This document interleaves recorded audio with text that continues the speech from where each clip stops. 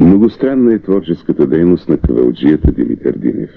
Той е сред децата в музикалната школа, ръководи оркестър Зорница към читалище Родина, основава Старозагорска народна група. На концерти се провождат десетки народни певци, осъществява записи за Радио Стара Загора и Радио София.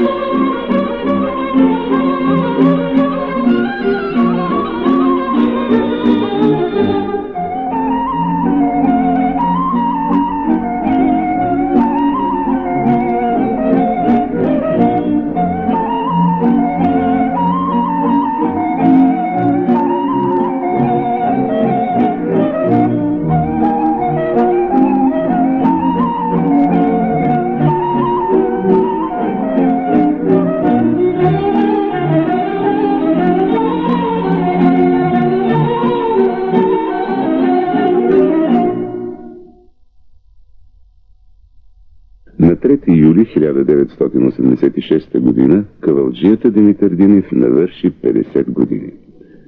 За своите заслуги е награден с златна значка и 2 отличия на Комитета за култура. От участията си в съборите на народното творчество в Копривщица има 3 златни медала. Ще завършим с думите му. Предстои ми още много работа с моите ученици, срещи с публиката, записи. На народната музика отдавам сили и любов.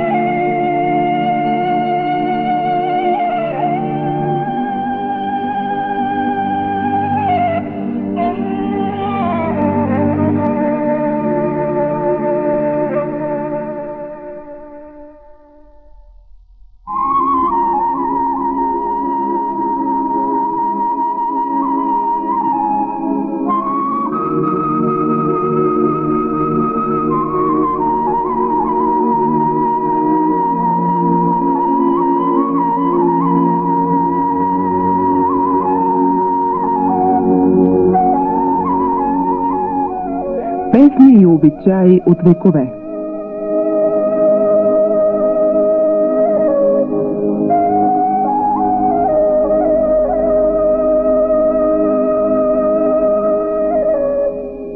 Душата на кавала.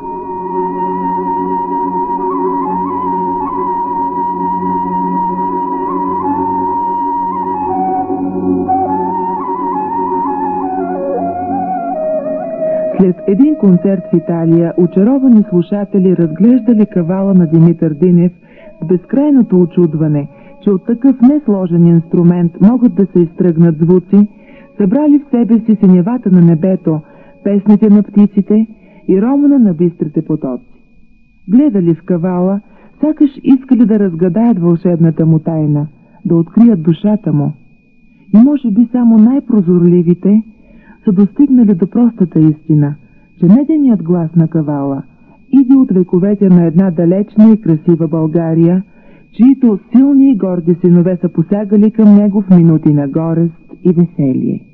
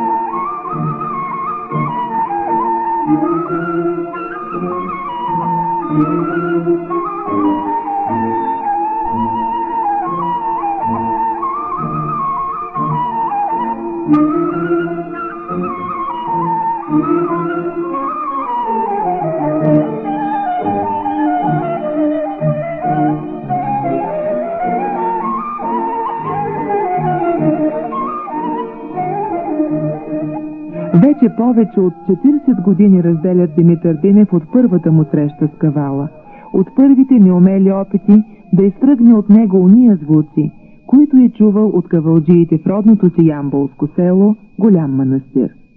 Повече от 40 години, през които старите напеви на Тракия звучаха все по-протяжно и игриво и се превръщаха в смисъл на един живот. Кавалът привлече голямото ми внимание още като бях на 9 години. В нашето село няма къща, в която да няма гайда или кавал. Но този, който остави незабравимо впечатление у мен, беше големият кавалджия на времето Драган Карапчански. Той ми подари кавала си, на него започна да се уча да свиря. От тогава минаха много години и няма кътче в България, където да не съм свирил, няма фестивал, на който да не съм участвал. Няма кътче в България, където да не съм свирил. Колко обикновени са тия думи, а колко труд и вълнения са скрити в тях. Още от началото. От конкурса за ансамбъл Загоре през 1957 година и срещата му с неговия ръководител Панайот Янев. От първите записи по радиото, от първите изяви на самодейната сцена. И започва оня напрегнат и неусетен ход на времето, изпълнен с творчество. 23 години в оркестъра на ансамбъла, където Димитър Динев разкрива изцяло своя самобитен талант на изпълнител и педагог. Ръководител на Старозагорската народна група, на битов оркестър и детска музикална школа към профсъюзния дом на строителите, Димитър Динев създаде вече няколко поколения кавалджии, които носят в сърцата си неутихващата любов към фолклора на своя учител и голям приятел.